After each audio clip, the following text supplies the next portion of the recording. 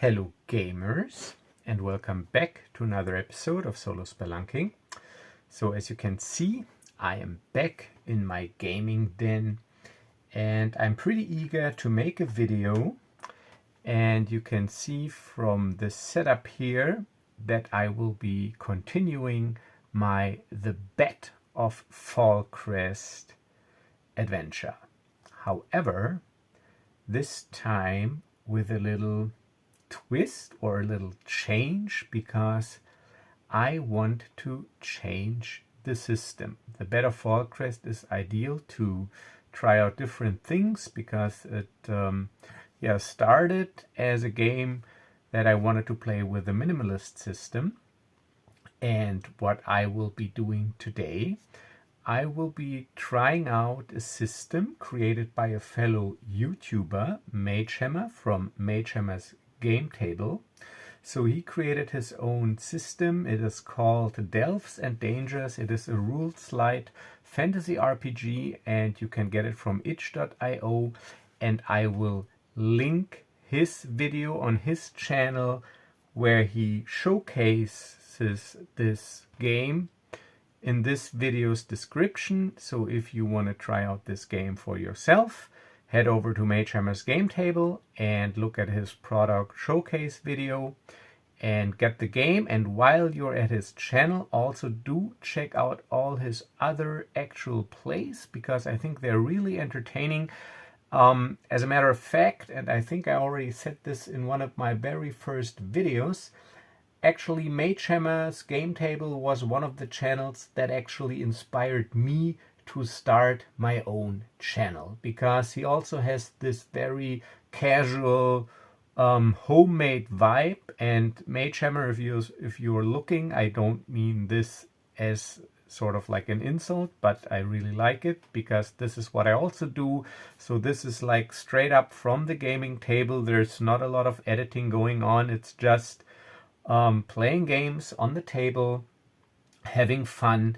And what got me actually into his channel was his first Tiny Cthulhu series with the Intrepid Society. So you really should check this out. Really great characters in there.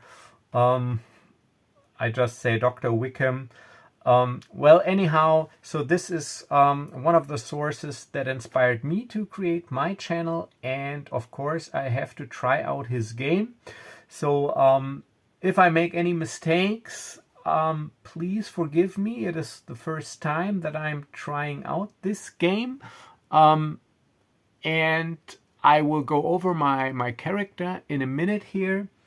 And as you can see from this large number of dice that I have assembled here, Delves and Dangers at its core uses a D6 dice pool task resolution mechanic, inspired or actually similar to, if you're familiar with the D6 system, there's like this classic variant where you add up all the dice, and then they also have a D6 Legends variant that came out later, that was or that aimed to accelerate things, where you didn't add up all the dice, you just counted successes, and every roll 3+ 3 and above was a success. And this is the same task resolution here on Delves and Dangers. And the difference is that while in D6 Legend there was only one special die, the wild die, that could explode, in Delves and Dangers every die can explode. So if a die rolls a natural 6, at least during task resolution, it is counted as a success, obviously, and rolled again. So, and of course, those black and white die will be my bat die for the Bat of Fallcrest, and the red die will be used by potential enemies. So yeah, let's go over my character real quick. So I'm still Brian Wayne. My alter ego is, of course, the Bat of Fallcrest. And by day, I am a blacksmith, a pretty good one actually, a master blacksmith. This is me by day. And by night, I become the feared vigilante that you can see here. I modified my outfit. I become the Bat of Fallcrest. And going by Delves and Dangers, the character class, and in this game they're called professions, that fit the concept the best or the most, I think, also story-wise fitting. If you go by the Batman mythology, with him being trained 10 years having been away 10 years and being trained at what is it, Nanda Parbat, with the League of Shadows. So he is in this game now a monk, a level 1 monk. And there are only 3 stats in this game: strength, agility, and mind. They should be pretty self-explanatory. Then you have an universal value called stamina, which represents wounds, but also endurance, luck, your ability to keep fighting. So this game is pretty cinematic. So actually stamina regenerates after a rest. It regenerates fully. And if you lose stamina, it does not necessarily mean that you're wounded. But yeah, sort of like a little bit of mixture between the old vitality points that they had in D20 Star Wars and wound points all mixed together. So not only representing wounds, but also endurance and your ability to keep going. And it is calculated by multiplying your strength times 3, and then you add 6 as a hero. So in my case, that'll be 15. And yeah, so this is not randomly generated. You get to distribute or assign numbers to your stats when you create your character, and every profession gives you certain special abilities. I don't want to go into the details because it is also not my place, because therefore I know the system not well enough. Like I said, it's the first time I'm playing this. So go over to Mage Hammer, check this out. I hope I did everything right creating my character. So the good thing about the monk is he can split his attack pool when he attacks unarmed to attack several opponents, however then with lesser dice. And he does not wear armor, so my bat suit is just now a black leather suit. It's not armored. It doesn't provide an armor value, because monks, they can use their agility resistance, which is 4 dice in my case, or 4, as an armor value. So whenever I'm attacked, the attacker also rolls a pool of attack dice, and every success above 4 causes 1 wound. So actually my armor is pretty high with my agility resistance. However, remember, every die can explode. So even if the guy only rolls 4 dice, they have the potential to explode. So yeah. And these are my attack pools, and there are no skills in this game. Everything is done with your attributes basically, and then you can, depending on what your profession is, you might add some bonuses to certain tasks, or they also have a universal proficiency bonus that goes up with level that can be added to certain roles if you're proficient in the area that you're testing. All right, so we will see how this goes. I'm eager to try this out. And yeah, I played a lot of D6 back in the day with my friends in the basement. So like I said, this is not D6, but it's based on the Legends, or I don't know if it's based on that, but it features components of the D6 Legends variant, and there are very few things more satisfying than picking up a fistful of dice and hearing them in your hand, and then rolling them and counting successes. So this is something pretty fun. So we will hopefully get to do this. All right, so enough talk, let's start. So last episode ended with me sort of fighting a strange man-bat creature while I was on my way back after I was unsuccessful at the docks waiting for Selina Kylie. So the night is about to end. I'm back in my common room in the craftsman or artisan district in the city of Fallcrest. So since I'm back in my gaming den now, I can get stuff out. So just a little reminder, this adventure is set in the Nantier Vale, and this is the city of Fallcrest, and the docks are actually river docks because there's this large Nantier River flowing through Fallcrest, and in my game Fallcrest is a lot larger than it is described in the setting description of the Nantier Vale. So it's like a medieval metropolis, basically. Not the city name Metropolis, but large city. So like a medieval Gotham city, if you want. So it's got a lot of inhabitants and different districts. It's got an undercity, a harbor district, etc., etc., etc. So you can see here on this picture, it is pretty stretched out. All right, so and Selina Kylie, I've learned that also in her nightly outfit, she is called the Cat. Who would have thought that? By day, she is Selina Kylie, and she actually is a pretty giving soul. It appears, because she works like in a charity kind of institution where they distribute clothes to poor people.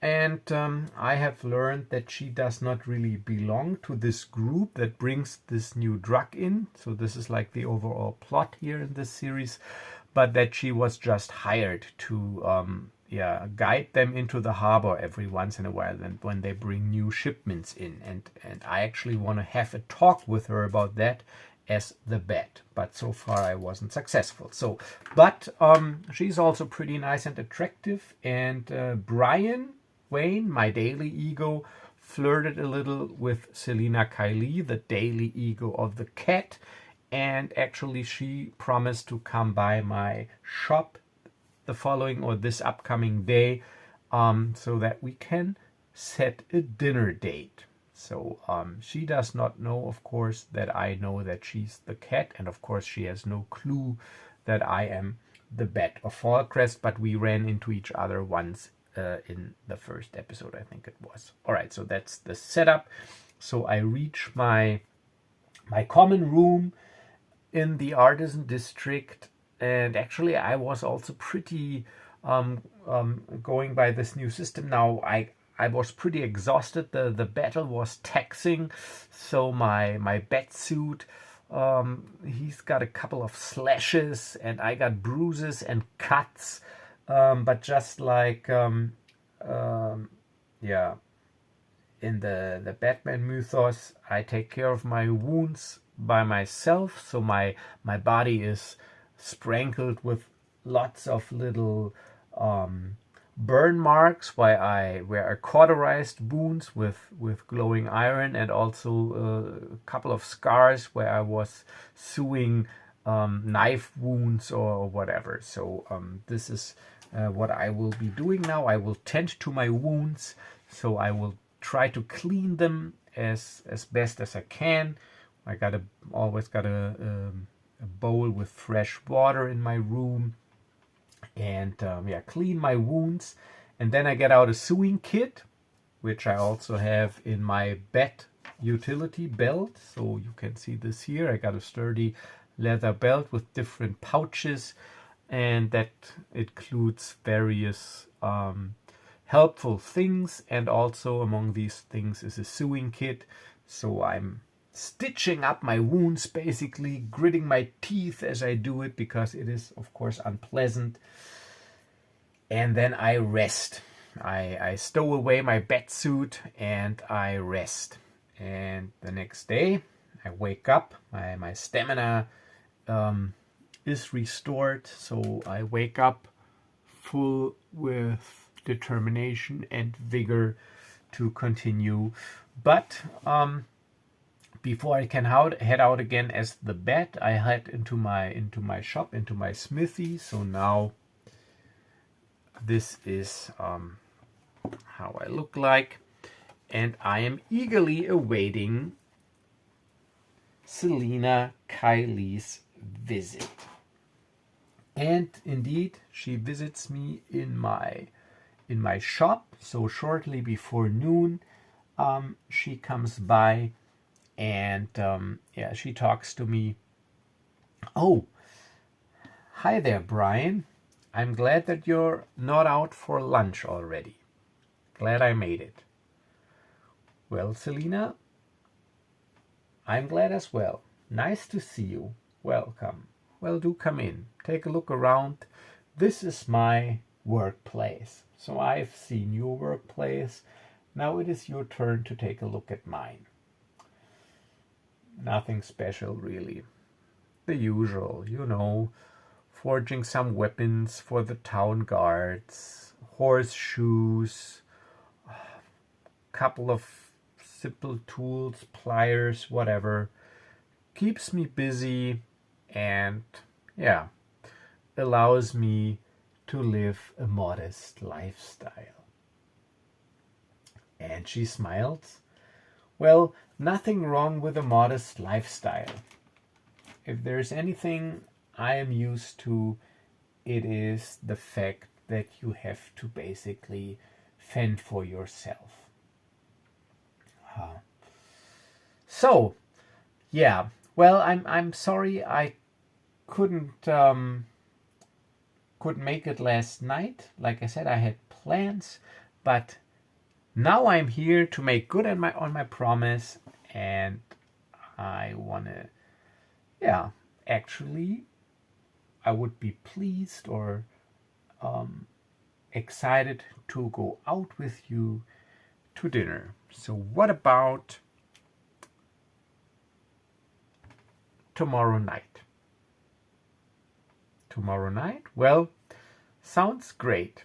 Actually, I don't do much besides, yeah, working in my smithy, and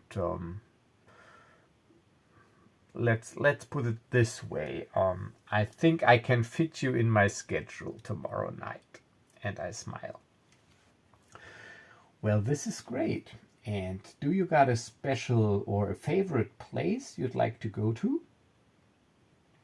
I'll think of something before tomorrow night. Is there anything you absolutely do not like? I ask her. I mean, food-wise. No, not really. Not really. It doesn't have to be fancy. Just clean, simple, tasty. I am a pretty uncomplicated girl or woman, as you will hopefully see. Well, I'm looking forward to it. So tomorrow night it is. I'll say I will pick you up at around 7 p.m. Is that all right? Yeah, sounds fine. Yeah, but I can only pick you up if I know where. So, as you have made your way to my shop, I think it is only fair and polite that I take my break now and walk you home. And, oh, see, of course, I hope to find out where she lives, because I assume she does not live where she works. So, yeah, let's see, because she's also, also leading, not really a double life, because she doesn't really, have something like an alternate identity, but, you know what?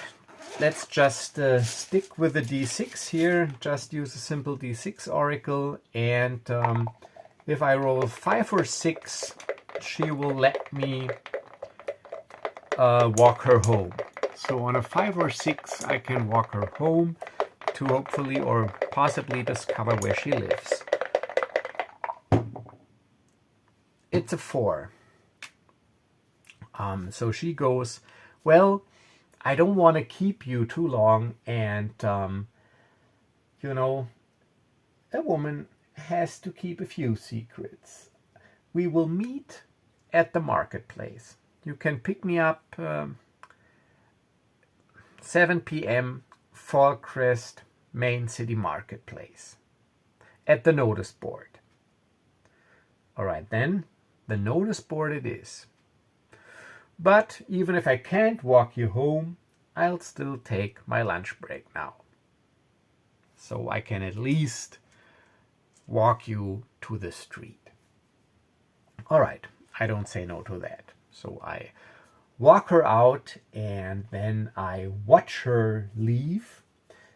Yeah, and then, as I said, I am taking my lunch break and do my smithing stuff. And actually, I want to see. So I'll head out to the marketplace where there's the notice board, and I want to see if there's maybe a notice put up because of the strange creature that I was fighting. Because I mean, I killed it. I think. I guess I did. But I left it in the street, and there was also this helpless victim. So maybe it was discovered, and I mean, this is strange. Maybe the city guard or whoever put out a notice looking for witnesses, whatever. So it's a 50-50, 4+. No, actually, no. I don't hear any talk about it. There's no notice put up. So I'm like, strange. I would have expected to hear something about it, but this is strange indeed. All right, so let's skip the rest of the day and go to the interesting part in this game, which is of course my nightly activities. Yeah, so I do smithing stuff during the day, and I then close down my shop. I make a couple of deliveries after I close down the shop. Then I have a simple dinner. Then I head back into my common room that I rent in a tenant building in the artisan district. And then I take a little power nap because I usually go out late at night and I need to get sleep sometime. So I do a little power nap. And then once again, because she said tomorrow night, so maybe, hopefully, she is out tonight. And so I'll head again for the harbor district, because I got the feeling that there's maybe something going on. Alrighty, so let me get a picture here real quick of the harbor district. Alright, so I change into my bat suit. It is 2200 hours as I go out. It is already dark. 2200 hours. As I once again use my climbing gloves, climbing claws to head or take for the rooftops, and then, because this is cinematic, the bat moves across rooftops. And then I move across the rooftops towards the harbor district, and it's a lot darker than on this picture, so the sun is set, but there's still illumination from lanterns, and they're like cargo ferries and small boats docked, and every odd intervals there are bridges where you can cross the river from one side of the town to another. So I take position again on a rooftop and wait for, or hopefully wait for, something to happen. All right, and because I want it interesting, but I also don't want it too scripted, I'm going to roll again, but only on a 1, so there will be something happening that is related to the story, unless I roll a 1.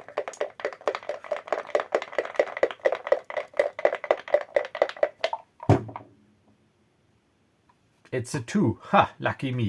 All right, so I wait an hour or so.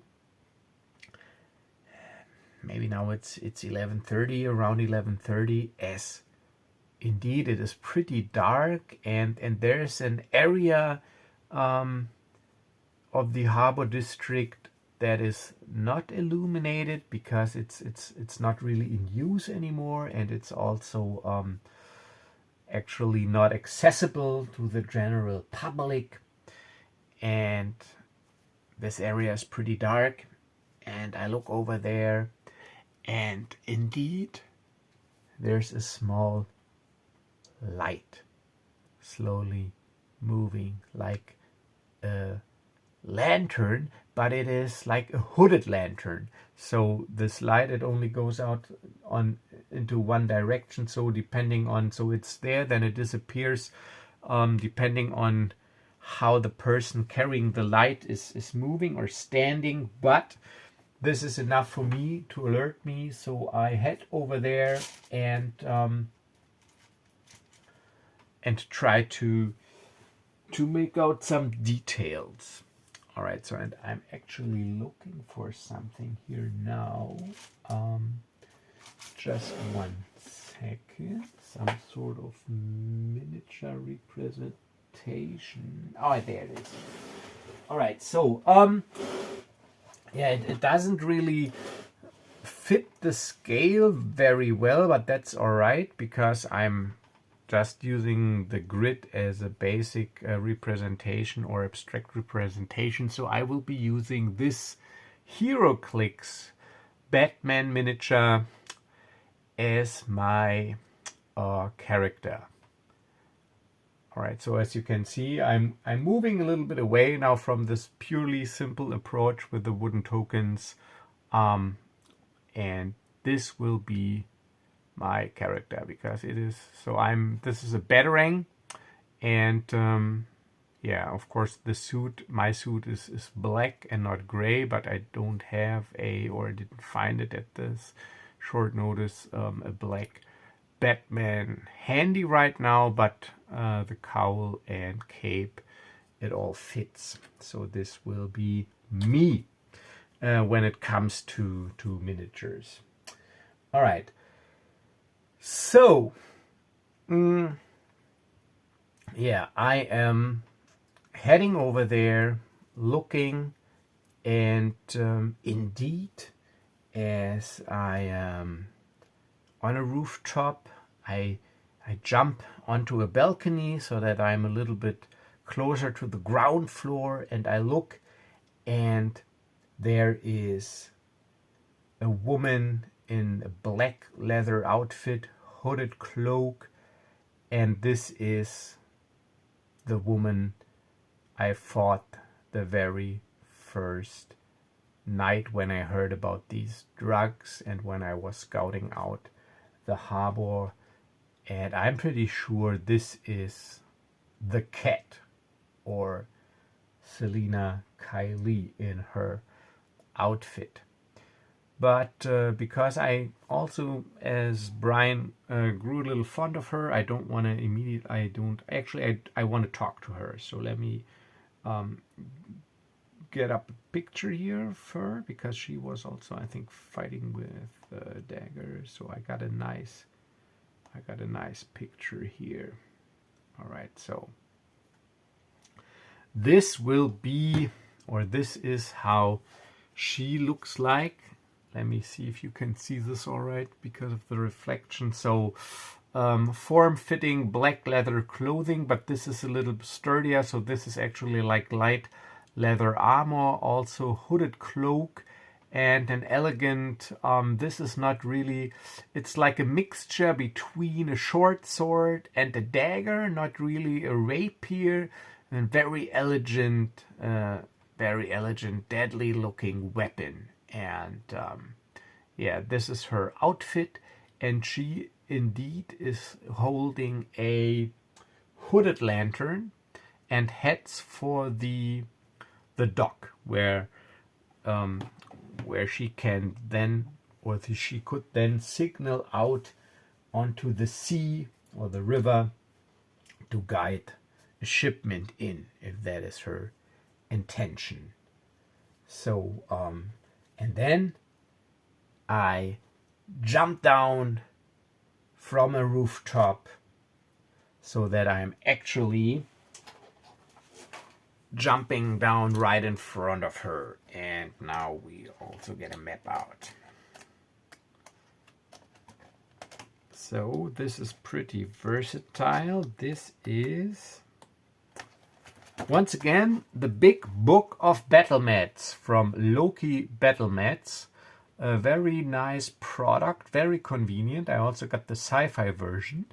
And I got my eye out for this 2-book set, Towns and Taverns, that I probably acquire in the very near future. And yeah, so this is a great product, the Big Book of Battle Mats. And this mat will represent, let me change the setup here, will represent the dock area. All right, so you should be able to see it. I will just double check. And so this is me. So I'm jumping down and I just appear here. But I'm not really large, so I appear here. I jump down from this crate. I appear here. And yeah, I'm a little bit on the fence regarding Selena's miniature, because I don't really have something fitting, but I think what would fit her is this Scarny Thief pawn from Pathfinder Pawns. So she was walking down towards, you can see the water here, the waterfront. Let me check. Yeah, everything looks good. All right, so she was walking down and then I jumped down.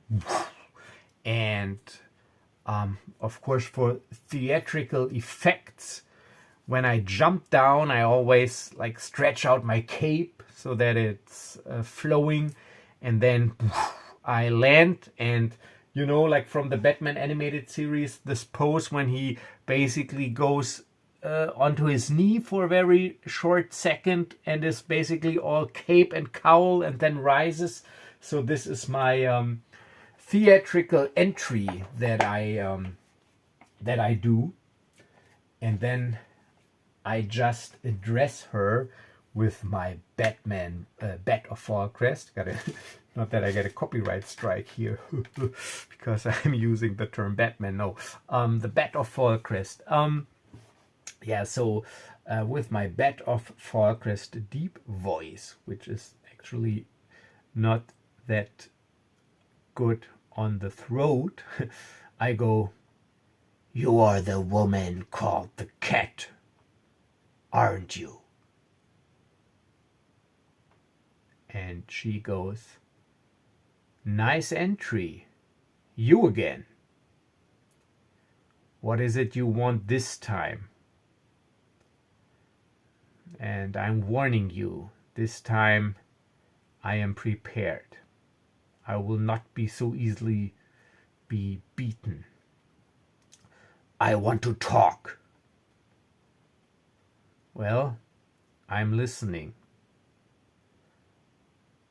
"Do you have any idea how much pain and suffering your actions bring to this town? Please spare me your moral speech. People, I know what is going on. I know that these people that hired me, that they bring in some, I don't know, spices, drugs, whatever. But people have always wanted or what's the word, always? They were always longing for distraction and pleasure. Either drink, food, flesh, or spices. So I just help to supply a demand. And I don't see anything wrong with that. "I know you. This is not who you really are. You're actually caring." And she smiles. "How do you know? You don't know anything about me. We have run into each other once. I admit, didn't go too well for me then, but this is it.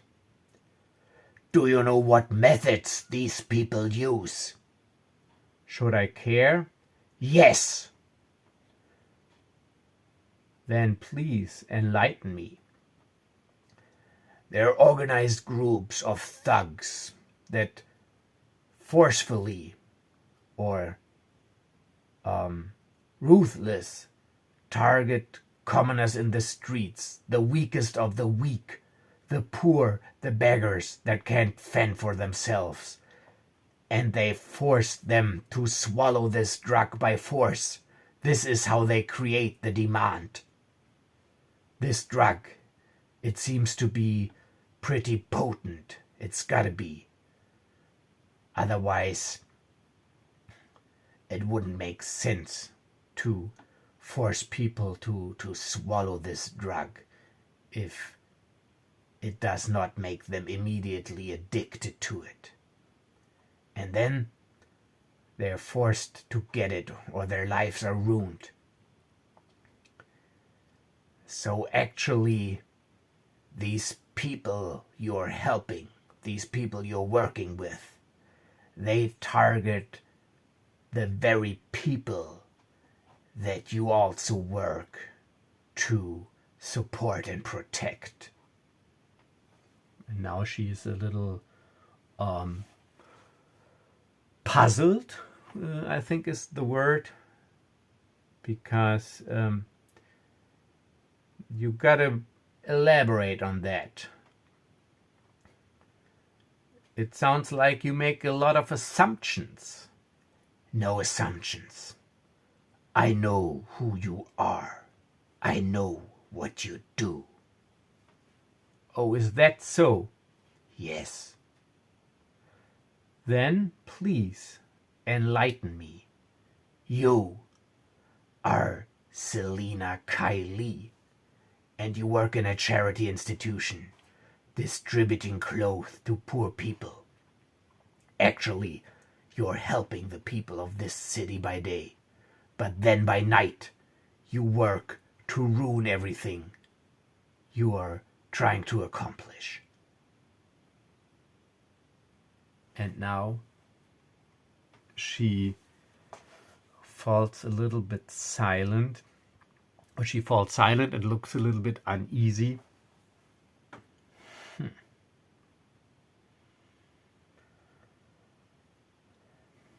Well,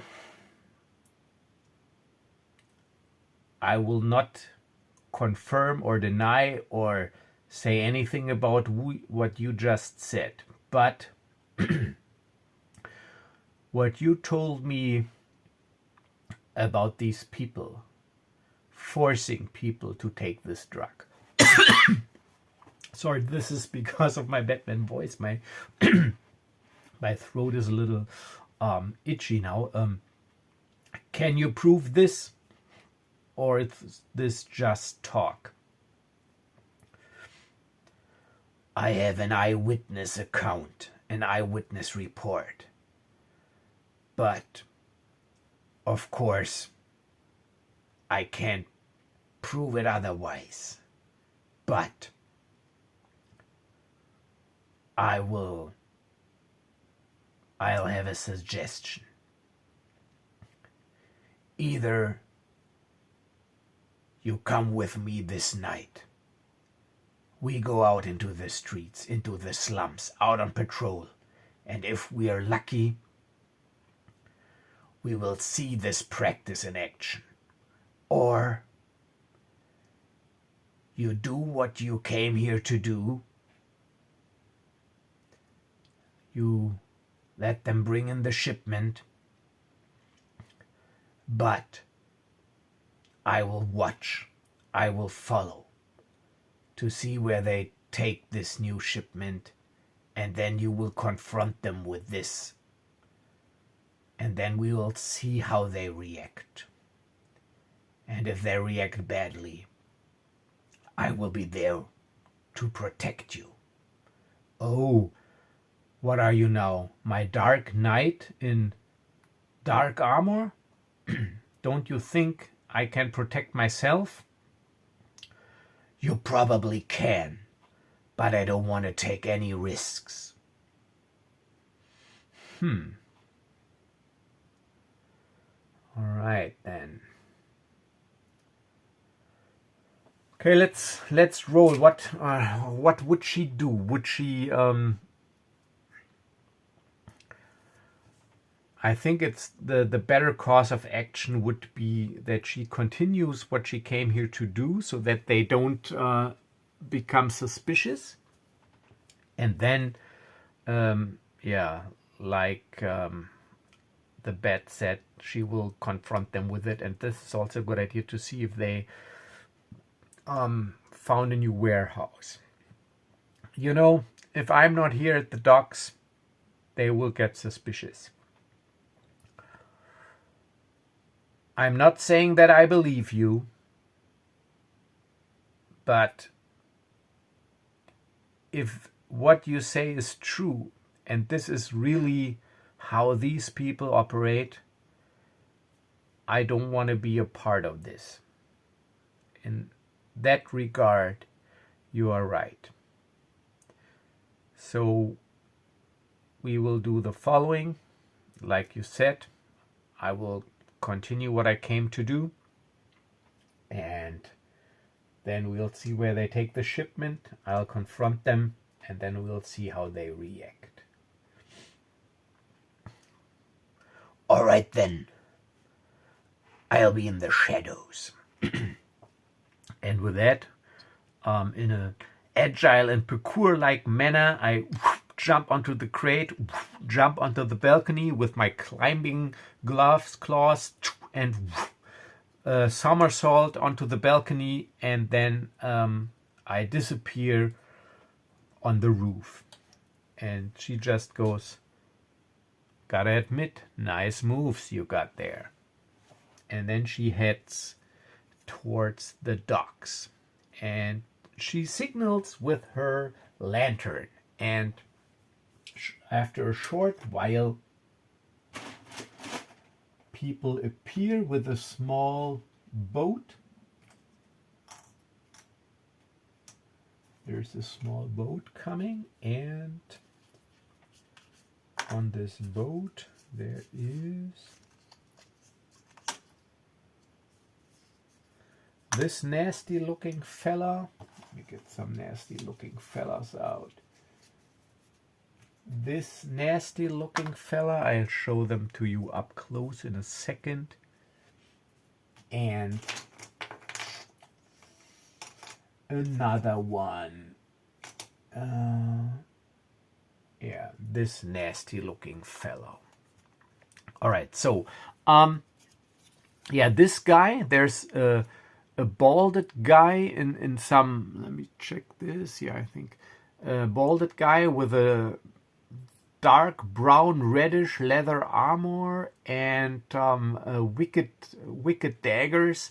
He is the leader of this pack. So this is the Espis Captain Pawn from, I think it's the Pathfinder Society pawn collection, whatever, it doesn't matter. I got so many pawn collections, I don't it's all a mess here with pawns. I can bathe in pawns, literally. I get them organized somehow. All right, so that's this guy, and this guy is like the second in command. He's got a saber, and the third guy, he is like the big stupid brute, the muscle, who is there to carry stuff. So he has a club. There's a wooden club here that it's not easy to see, but he's the guy that on his broad shoulders has to carry like the wooden crate with the wares, with the shipment.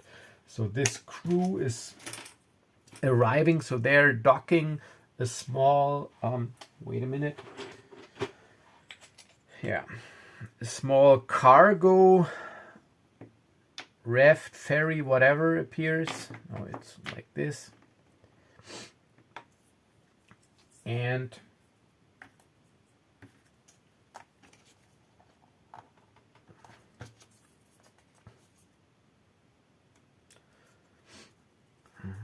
just 1 second here, I set this up. All right, so this leader guy and this guy, they're up front. This guy is in the back, and he's the guy like rowing or pushing the thing. So he's got to make sure that they get where they need to go. So he's like the hired muscle working guy. He's got to do all the nasty hard stuff. All right, and then as they approach, Selena, or the cat, moves a couple of steps back to make room. They just jump onto the K, and this guy he knows what to do. He just ties, or what he has to do, he just ties the boat to the kai, dock, whatever, walkway, and then they go. Any trouble? So the leader talks. Any trouble?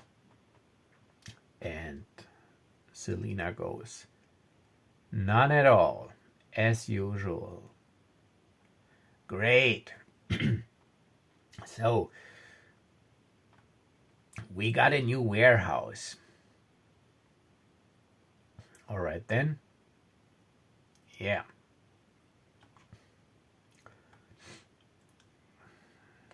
Come on. All right, now I gotta think about it. Would they actually show her the new warehouse? Because actually her job is only to lead them into this abandoned district of the harbor by night. But you know what? I don't really want to overthink it. So actually I think it wouldn't make sense, but let's just say today they need, because one shipment got destroyed, they got 2 shipments, and so they go, would you mind landing us a hand tonight? We have a bigger shipment because we faced some difficulties. And she raises an eyebrow, which of course they can't see in the dark, and also like her face is covered, and she goes, what do you think I am, a moolie? And I mean the animal, so this is not a derogatory term or what, so like the donkey animal, that the pack animal. I don't know if that's the right English word, whatever. So what do you think, I am a pack animal? You can carry your stuff yourself. Come on, it's not a lot. We gotta hurry. We'll pay you extra. So why didn't you start your sentence with that? Like, I'll give you a hint. Oh, we would pay you extra if you would help us carry our shipment. Something like that. What are you now, a wise ass? No, just trying to give you some hints about how to talk with a woman. Whatever. Come on, pick it up. We gotta go. Oh, you sound uneasy. Is something wrong? You don't need to know, but we had a couple of difficulties last time. Difficulties? What kind of difficulties? Never mind. Let's head to the new warehouse. All right, and then they head over to the new warehouse, and actually I think it would be time for a roll, just to make a roll now. It's like a stealth, sneaky roll, which is agility. And I got 3 dice. And all right, so I want to start easy. So I say it is an easy task, which requires 2 successes. Easy because they are still in discussion with Selena and not really paying attention.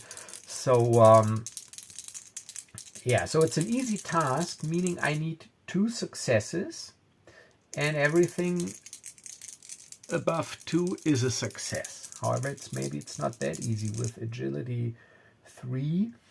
I'm not a thief, I'm a monk, so I do not get any proficiency bonus to that. So let's see, or profession bonus, either or. So they're different things. Profession bonus are like class related bonuses, and proficiency bonus is if you have so they're stated in your profession description where you are or with what you are proficient. So let's put it this way. But let's see.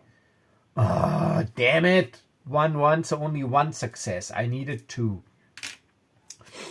All right, so yeah, fuck it. So they spot me. So I don't know if I misstepped or if the lighting was not good or whatever. So as we are heading for the new warehouse, let me see.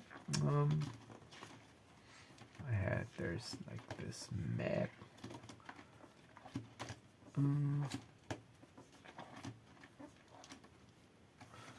Just 1 second.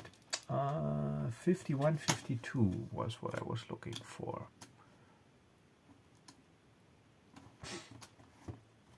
All right, so these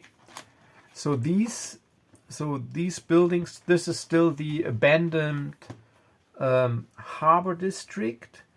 So these are half rotten, half collapsed buildings, and they are heading for some building in this area here. So he leads the way, and Selena, she only carries a bag. She carries a bag, and this guy, he carries a wooden crate. And they head towards this harbor district. As the Bat want or do cross from here over there. So this is like in a parkour-like manner, running jump. Someone, they see me. So I don't know, my cape flowing or whatever. So they see me, and immediately this guy, he also shouts out, "Careful, we got company." All right, and this was like basically my my cue, and now we enter combat. And initiative in this game is sort of like within Tiny D6, so you have to roll, and you have to roll in agility, and you need 2 successes. It's like a easy agility roll, difficulty level 2, 2 successes. And if you pass your test, you go before the enemy, and if you fail, you go after the enemy. And so the enemies, they don't roll. And actually, I was not really clear, or I didn't read it, if you re-roll it every round. I know that Mage Hammer likes to re-roll every round in his Tiny D6 games, but this is like his house rule. Usually it is cyclical, like always the same. Anyhow, I usually have trouble when I play alone keeping this all organized. You know that if you have watched my games. So in my version, it'll be set. I will not re-roll initiative every round. So the Bat rolls his agility test, and I got agility 3, and I need 2 successes to go before the enemies. And once again, I only get 1 success. So I fail. So I will go after. Let's see, what does Selena do? And Selena, she will be on my side. So I'm treating her as an ally. And let me get out some dice for her, because she is a...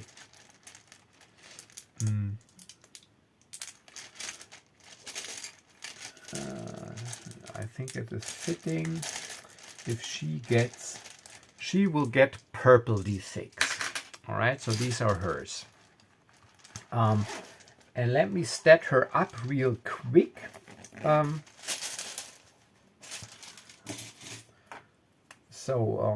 give her first. So Selena Kylie. And this is... So I'll give her the standard human array is like 3-2-2, but humans can get one, they get one additional. But I keep her strength at 2, agility at 3, and her mind at 3. This fits her, I think. So these are her basic stats, and I'm not giving her a class, so she would probably be a thief, but I'm making this up. So she is level 1 as well, which means her proficiency bonus is 1. And let's say she is proficient. She's got agility, resistance, proficiency. So her agility proficiency is resistance then 4, which is her agility plus her proficiency bonus. She has leather armor, which has an armor value of 1. And her resistance agility is 4. And the other resistances are equal to her stats. So for agility, she gets her proficiency bonus. Her armor is 1, and she is proficient also with light weapons. All right, light weapons. So her attack pool, if you have a light weapon, you can choose if it's melee, if you want to use strength or agility to build your attack bolts. So she will use her agility stat. Then because she's proficient with light weapons, she gets her proficiency bonus onto that. That gives her 4. And for the light weapons, they add another plus 1d to her attack pool. So her attack with light weapons would be 4. And wait a minute, 3 agility, proficiency 4, and 5d. And now I'm actually looking at my stats, because my unarmed attack actually should be, I gotta check, this should be, I think, 1 higher. So just 1 second here, because as a monk, and so let's get this document out.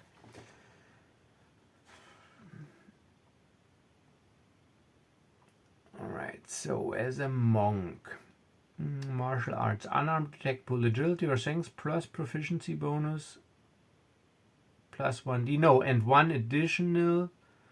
So this 1d is basically my unarmed strikes are like light weapons, and I get an additional plus 1d at every evenly divisible level by 3. So level evenly divisible by 3. So then it fits. My agility is also 3.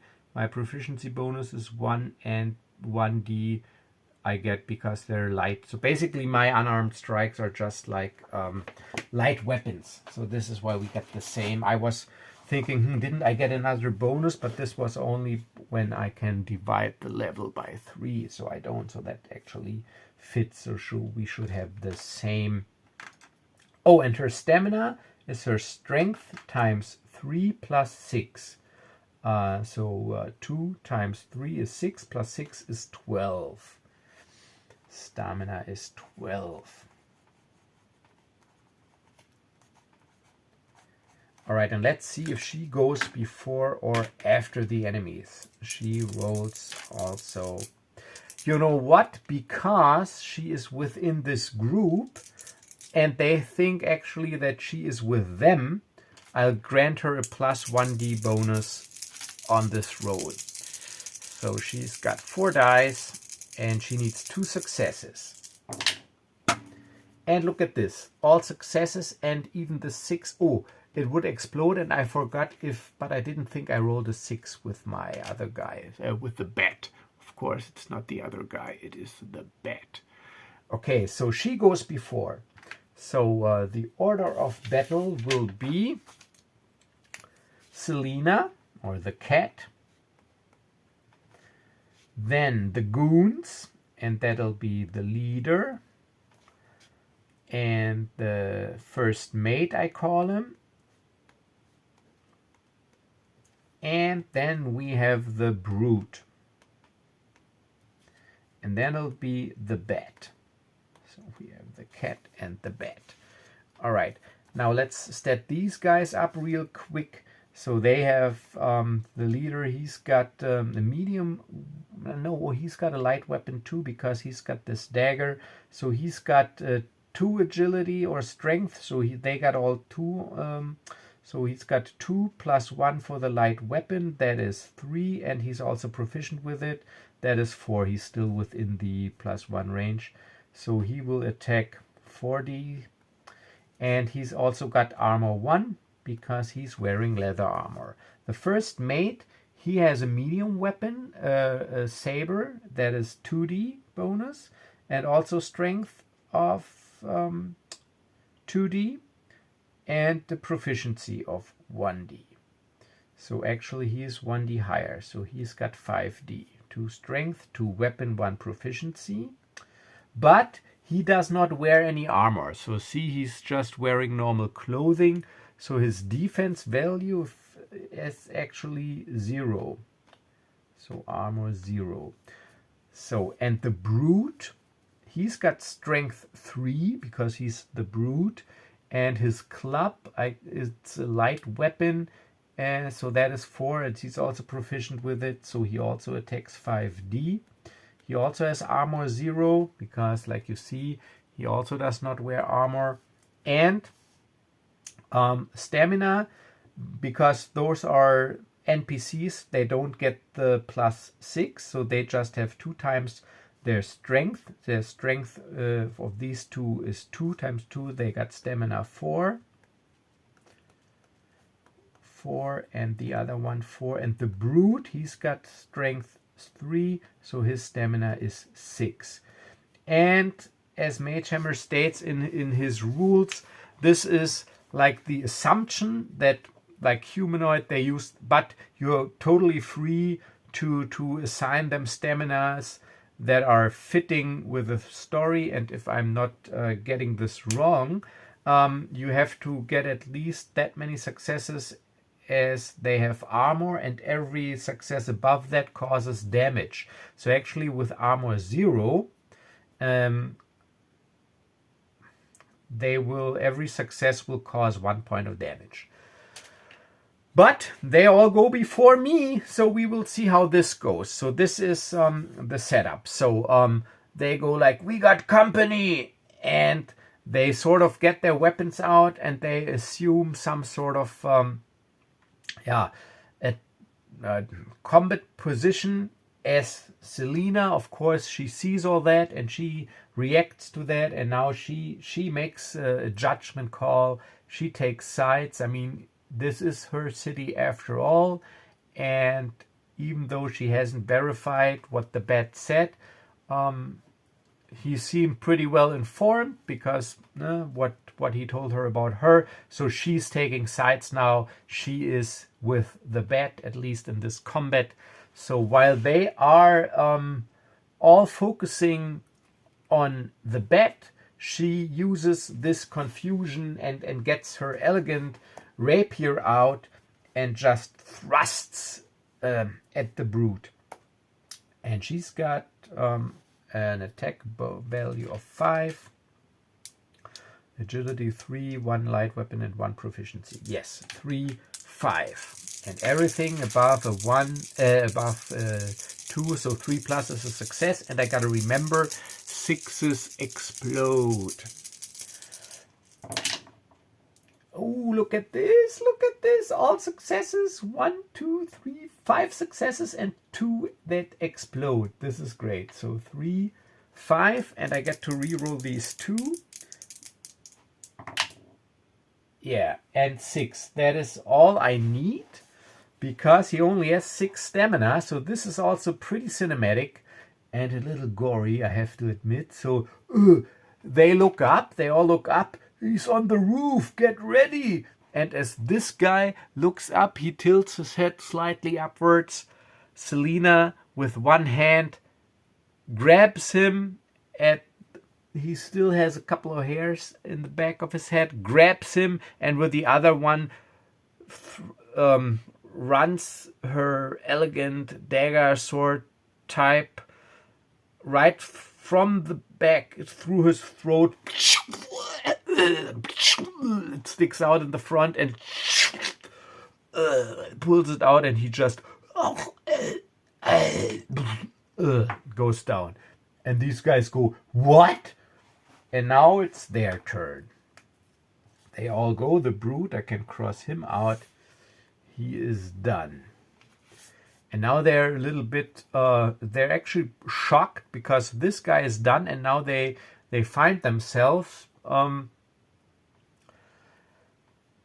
between a rock and a hard place, as you would say. So they're flanked, and they don't know what, and he goes, I don't know. I mean, usually it's better. Okay, so the leader goes,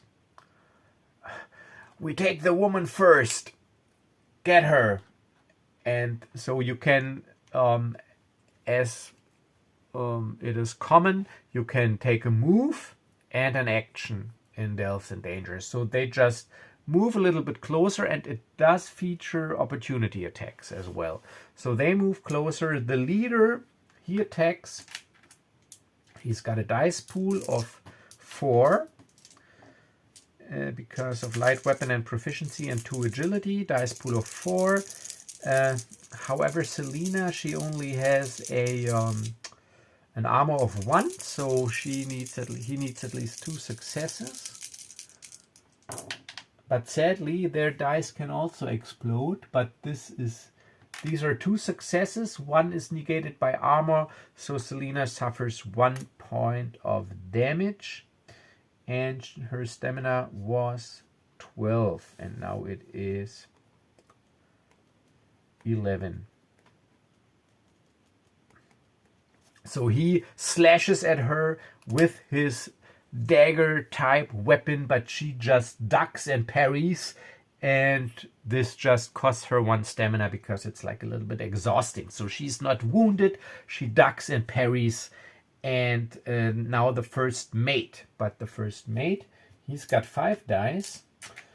I run this in my 2 strength, 2 medium weapon, and 1 proficiency with his weapon. I assume they're proficient with the weapons they use. So it is 5 dice. Okay, so these are no successes. And this one sadly explodes. So 1, 2, 3. But 3 minus 1, that is 2 successes, brings her stamina down to 9. Again, so she is ducking and weaving and goes, little help, towards, a little louder, towards the rooftop. All right, and the bat goes, I'm there. And he just jumps down and can move up here. And because this guy, he seems to so first he has the meaner weapon, and second, the bat also, of course, assesses that he's not armored, so he might be easier to take out, and it's always good to reduce enemy numbers first. So my action now would be to get out my dagger with the bat-shaped wrist guard. Light melee weapon, I'm proficient with it, and I got 5 dice. I got agility 3, I got 1 proficiency, and 1 for the light weapon. So that is 5. And he is an armor value of 0. And a stamina of 4. So actually I could one-shot him. Let's go. And this is a failure. 1, 2, 3, 4. And I can re-roll these because they explode. 4 and another one that is 5. But I only need 4. So actually, I don't know if I get all this right, but it seems like it's pretty deadly for them. So the first mate is gone. And now it's the leader. But now we are at the end of the first round of combat because the bat is last, and now we would start again with the cat. Okay, so while he was distracted looking at his teammates going down, now the cat lunges forward with her elegant rapier-like weapon. So 3, yeah, also 4 or 5 dice again. But this guy, he's got armor. All right, so this, I gotta re-roll this. It didn't. All right, so failure. So 2 successes. I can re-roll that one. 2, 3. Re-roll again. That's gotta be in here. So 3. Yeah, 3 successes. 1 armor, that is 2 points of damage. So his stamina is down to 2. And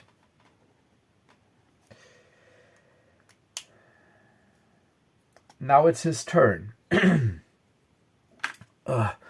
He looks around and goes, does he surrender?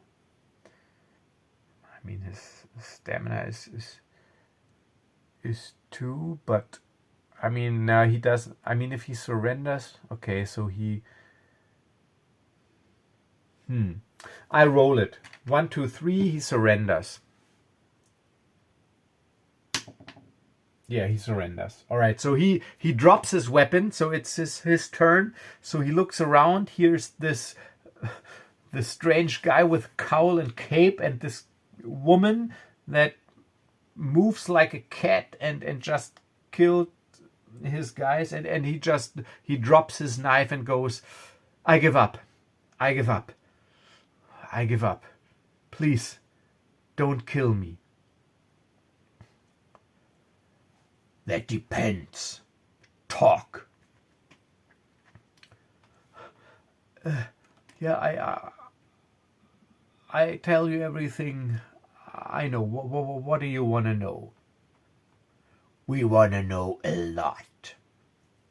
All right, and at this point, I leave it because I look at the time. It's already over an hour. Yeah, quick first impression here. I like rolling lots of d6. I like the sound of those dice clicking in the hands, and yeah, it flows pretty fast. Combat seems to be deadly. I gotta.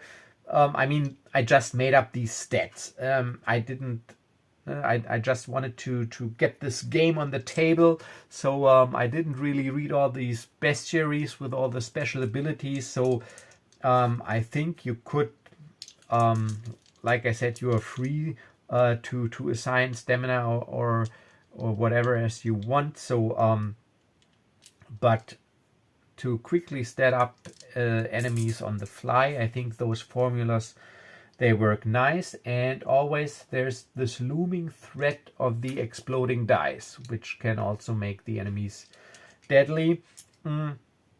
Yeah, it just flows. I really liked it, and yeah, I will continue finishing the Bat of Fallcrest using Delves and Dangers. So once again, thank you Magehammer for putting this game out, and of course also thank you for all your great and entertaining content and inspiration. And if you want to get this game, check out Magehammer's channel, and there you will find the link to the game, and I will link to his channel in the description. All right, so this is it for tonight. As always, stay safe, stay healthy, and once again, I forgot to ask you to subscribe to the channel at the beginning of the video. I don't know why I keep doing this. So if you like what you see here and want to support the channel, please do subscribe to it. And if you want to support me even more, check out my publisher page on DriveThruRPG, and maybe there you can pick up a product or two. And I also feature these products here on the channel. All right, so this is it. As always, stay safe, stay healthy, and I'll see you in the next video. Bye-bye.